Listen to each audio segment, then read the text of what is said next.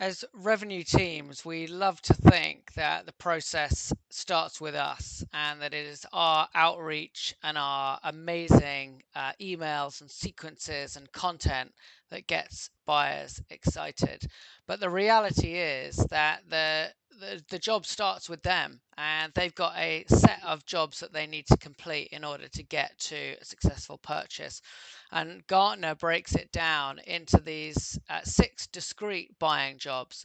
Firstly, the buyer needs to identify a problem. If they haven't got a problem, a challenge that is pushing them to look for a new way, then they're definitely not going to do anything. And so they need help understanding what that problem is and the value of solving that problem. The next job that they need to complete is around exploring potential solutions.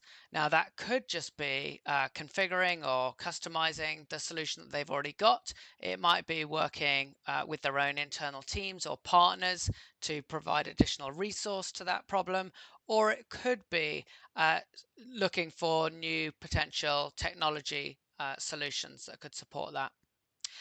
Having created a short list of potential solutions, they'll then look at defining the requirements of any new solution. That might be building out checklists or feature requirements or integration architectures that are required.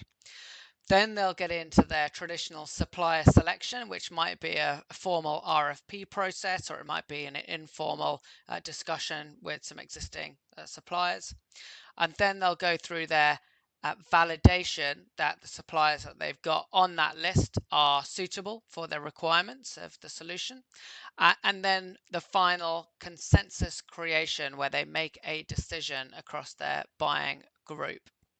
So these are the 6 buying jobs. They don't all have to happen in order. And indeed, those top 4, often there's a lot of left and right that goes on.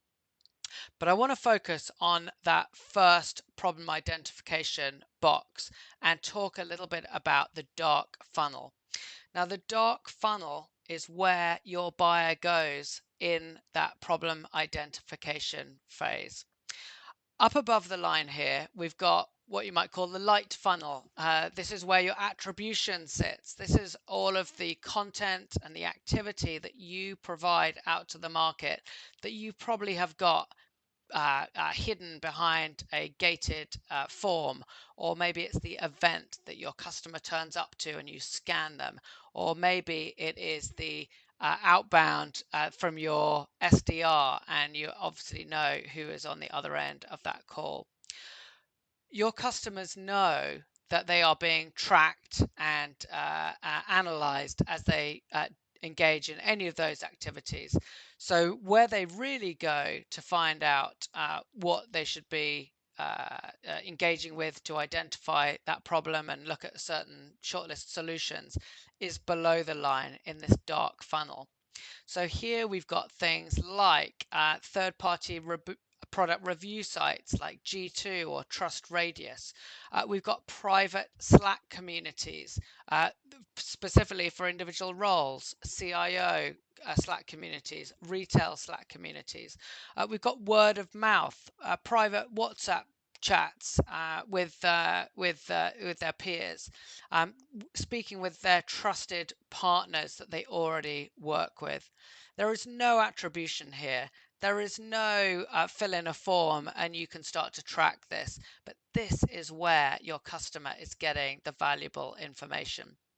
So whilst you can't directly influence this, you can indirectly by ensuring that your happy customers, that your partners have got the information they need to talk about yourself, to talk about their experience, to talk about lessons learned, to talk about things they would have done differently.